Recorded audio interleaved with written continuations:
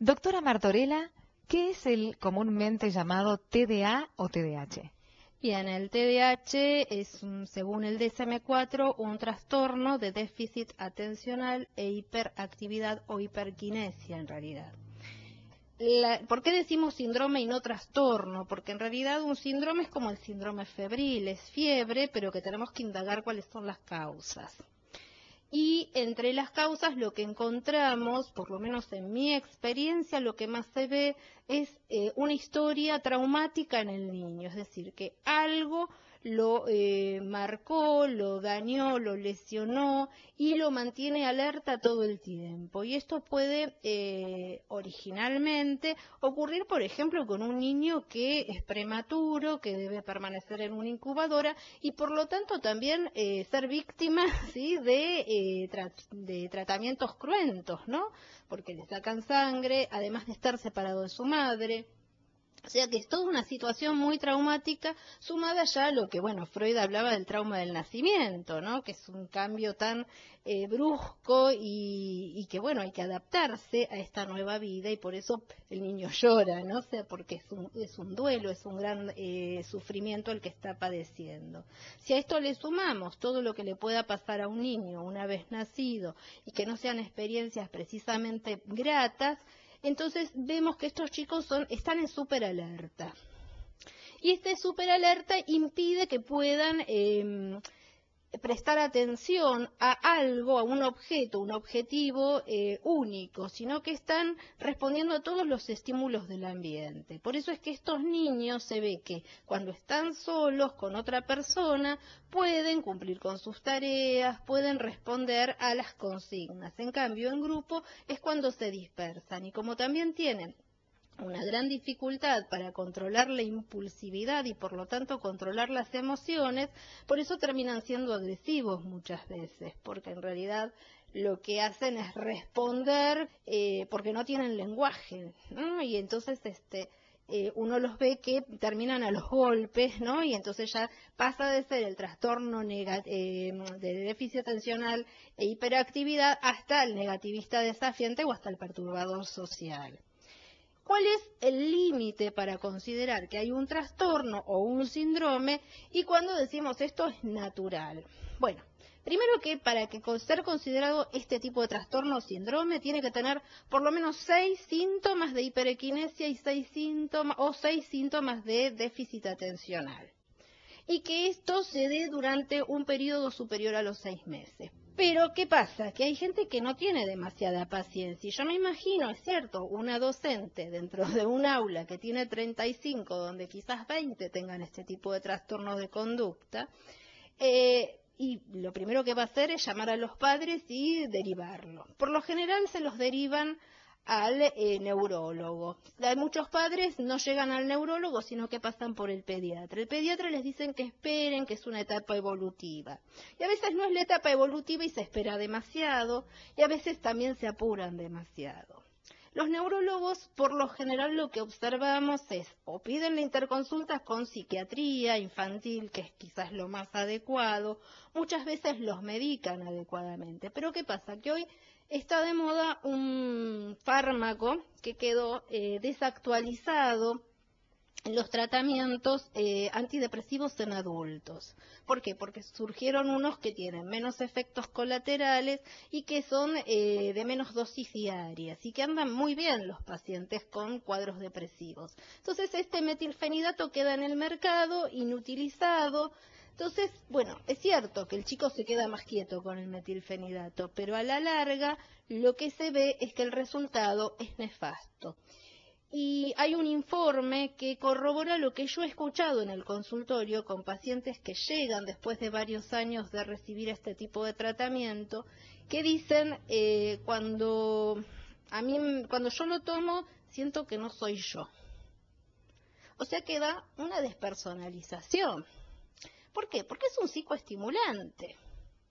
Y lo que hacen es eso, o sea, despersonalizarlos, desinhibirlos. Por un lado los mantiene quietos, pero a la larga lo que hace es impedir que se desarrollen normalmente. ¿Y este metilfenidato todavía se sigue medicando? Sí, se sigue administrando lamentablemente y pensemos, por ejemplo, uno de los efectos colaterales del metilfenidato es la pérdida de apetito, lo cual lleva a pérdida de peso o a no desarrollar el peso adecuado para la edad. Si estamos hablando de niños que están creciendo, pensemos en lo que esto implica, ¿no?, en su desarrollo y en su crecimiento. Ya ahí solito es negativo.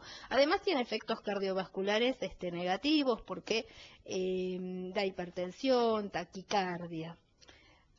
Con respecto a esto de los efectos colaterales negativos, hay una muy buena medicación que es nueva, que es atomoxetina, que no es un psicoestimulante, no es un psicofármaco, no requiere de receta por triplicado, ni duplicado, ni la rosada, ni la blanca, que es muy buena y que realmente yo la he usado y es muy efectiva. Realmente el chico no se despersonaliza, no afecta para nada su pensamiento y se mantiene más quieto.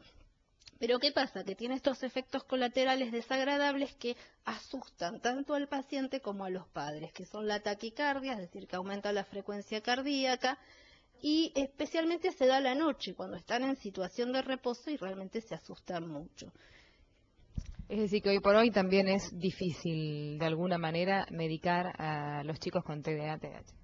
Sí, es muy difícil. En mi experiencia lo que mejor funciona son los estabilizadores de membrana, que son los que se vienen usando desde antiguo en la epilepsia, en los cuadros de epilepsia, pero que nosotros los usamos a una dosis mucho más baja, quizás en la mitad de dosis de lo que usaría, o sea, administraría en un epiléptico. No tienen efectos adversos peligrosos, se pueden manejar por laboratorio, se puede suspender la medicación y todo vuelve a la normalidad. Quizás no lo necesiten toda la vida. Y es lógico porque retrospectivamente en los adultos que tienen diagnóstico de trastorno bipolar, se ve que en su infancia tenían este tipo de trastornos de hiperquinesia y déficit atencional. Y los que tienen trastorno bipolar funcionan muy bien con estabilizadores de membrana. Vemos que realmente responden mejor, no están dopados, no están despersonalizados, son ellos realmente, pero que pueden prestar atención, que se pueden quedar quietos. Otra cosa con respecto a la inquietud es, como sabemos que es algo natural del niño el moverse para descubrir el mundo, ¿por qué? Porque se sabe ya también desde hace mucho tiempo, ya en la década del 50, cuando no teníamos tanta tecnología para hacer diagnósticos ni se sabía tanto de moléculas, que los niños hasta los 9 años tienen un proceso neurológico, neuronal, que hace que para que pueda responder mejor a los aprendizajes pedagógicos, cada 15 minutos se tienen que mover, porque hay sustancias químicas que se acumulan dentro del sistema nervioso y esto hace que sea contraproducente para los aprendizajes. Por eso muchas veces, claro, los chicos son inquietos, entonces ya se los tilda, como está de moda este trastorno, que de antes se llamaba disritmia o disfunción cerebral mínima, pero que al cambiarle el nombre se justifica quizás que salga otro tipo de tratamiento que estaba ahí durmiéndose en el mercado y que le signifique ingresos económicos a alguien, ¿no? A alguien que esté interesado en recuperarlo y no que tenga que tirarlo a la basura, que quizás no, porque antes se usaba para el tratamiento de la depresión, pero en adultos y no en niños. Doctora, ¿este síndrome se da en todo el mundo desde hace cierta cantidad de años o siempre estuvo? En realidad, como yo te decía, o sea, antes se conocía como disritmia o disfunción cerebral mínima. Lo que pasa es que si era una disfunción cerebral mínima o una disritmia, la gente decía que era una epilepsia de un grado menor, entonces usaban los antiepilépticos y funcionaban bien. Cuando le cambian el nombre se justifica el uso de otro tratamiento, lamentablemente. Muchos de estos chicos tienen algún tipo de problema, como puede ser el maltrato físico, la negligencia, el abandono, el abuso sexual, es decir, todo lo que tenga que ver con la producción de un síndrome de estrés postraumático, que tiene dentro de su sintomatología la hiperquinesia y el déficit atencional. Entonces, esos chicos que seguramente, si es que tienen familia, van a tener una condición de apego inseguro con aquellos que lo crían, que están al cuidado de ellos. Esto genera como una retroalimentación, o sea, el maltrato que reciben responden con esta hiperquinesia y este déficit atencional. Como son molestos, los van a maltratar más.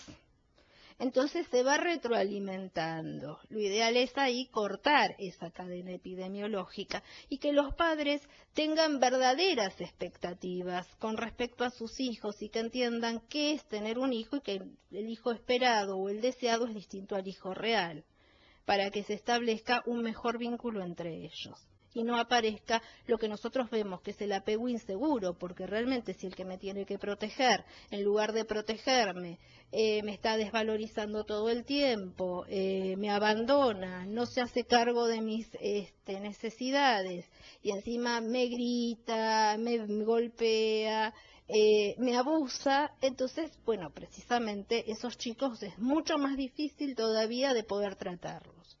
Otra cosa importante, la medicación no cura, ayuda.